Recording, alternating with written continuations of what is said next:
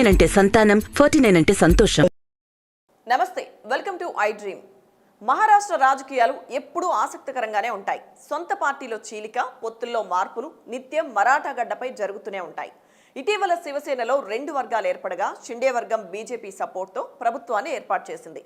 ఇప్పుడు ఇలాంటి వ్యవహారమే మహారాష్ట్ర రాజకీయాల్లో మరొకటి జరిగింది.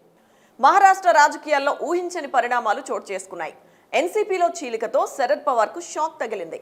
ఆయన తన కుమార్తె సుప్రియా సూలే, ప్రఫుల్ పటేల్ను ఇటీవల పార్టీకి వర్కింగ్ ప్రెసిడెంట్లుగా నియమించారు. ఈ నేపథ్యంలో అసంతృప్తితో ఉన్న అజిత్ పవార్ తిరుగుబాటు చేశారు. 30 మంది ఎమ్మెల్యేలతో కలిసి రాజ్భవన్కు వెళ్లి గవర్నర్ను కలిశారు. శివసేన చీఫ్ ఉద్ధవ్ ఠాక్రేపై తిరుగుబాటు చేసి కొందరు ఎమ్మెల్యేలతో వెళ్లి షిండే బీజేపీతో కలిసి ప్రభుత్వాన్ని ఏర్పాటు చేయగా సరిగ్గా ఏడాదికి మహారాష్ట్రలో కీలకమైన ఎన్సీపీలో అదే తరహా తిరుగుబాటు జరిగింది.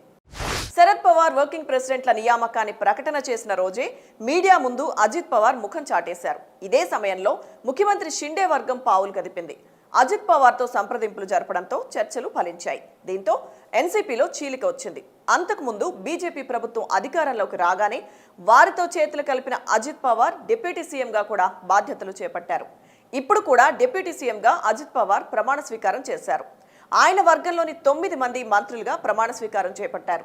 రాజ్భవన్కు వెళ్లడం, గవర్నర్ను కలవడం, షిండే ప్రభుత్వానికి మద్దతు తెలపడం, డిప్యూటీ సీఎంగా పవార్ ప్రమాణ స్వీకారం చేయడం కొన్ని గంటల్లోనే జరిగిపోవడం మహారాజకీయాల్లో సంచలనంగా మారింది. ఇదిలా ఉండగా అజిత్ పవార్ తిరుగుబాటుపై ఎన్సీపీ అధినేత శరద్ పవార్ స్పందించారు. ఎన్సీపీ ఎమ్మెల్యేలతో కలిసి అజిత్ పవార్ షిండే ప్రభుత్వంలో చేరిపోవడంతో శరద్ పవార్ అప్రమత్తమయ్యారు. వెంటనే నష్ట నివారణ చర్యలకు దిగారు. ఎమ్మెల్యేలు, ఎంపీలు, పార్టీ ప్రతినిధులతో సమావేశమయ్యారు. కొందరు తామే నిజమైన ఎన్సీపీ నేతలుగా చెప్పుకుంటున్నారని, కానీ త్వరలోనే నిజం బయటకు వస్తుందన్నారు. నేషనలిస్ట్ కాంగ్రెస్ పార్టీని మళ్లీ పునర్నిర్మిస్తామన్నారు. అజిత్ పవార్ చర్యలతో తీవ్ర షాక్ లో ఉన్న శరద్ పవార్తో కాంగ్రెస్ అగ్రనేత సోనియా గాంధీ ఫోన్లో మాట్లాడారు. రాజకీయంలో ఇవన్నీ సాధారణమని, ధైర్యంగా ఉండాలని చెప్పినట్లు సమాచారం. అజిత్ పవార్ వ్యవహారం వల్ల మహావికాస్ అఘాడీ కూటమిపై ఏమాత్రం ప్రభావం చూపదని AICC general secretary KC Venugopal కీలక వ్యాఖ్యలు చేశారు.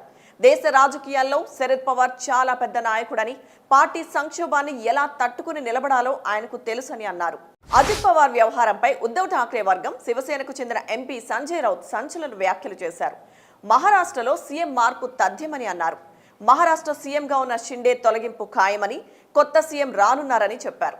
మహారాష్ట్ర సీఎం షిండే, ఆయనతో పాటు మరో 16 మంది ఎమ్మెల్యేలపై అనర్హత కేసు నడుస్తోందని, త్వరలోనే అందుకు సంబంధించిన తుది తీర్పు రానుందని సంజయ్ రౌత్ అన్నారు. షిండేతో పాటు మరో 16 మంది ఎమ్మెల్యేల పదవులు పోవడం ఖాయమని చెప్పారు. ఇదే జరిగితే మహారాష్ట్రలో ప్రస్తుతం ఉన్న ప్రభుత్వం కూలిపోయే ఛాన్స్ ఉందని, అందుకు బీజేపీ పెద్దలు ఎన్సీపీకి చెందిన అజిత్ పవార్తో 30 మంది ఎమ్మెల్యేలను లాక్కున్నారని ఆరోపణలు చేశారు. మరోవైపు మహారాష్ట్రలో చోటు చేసుకున్న రాజకీయ పరిణామాలతో ఊహాగానాలు మరింత జోరందుకున్నాయి.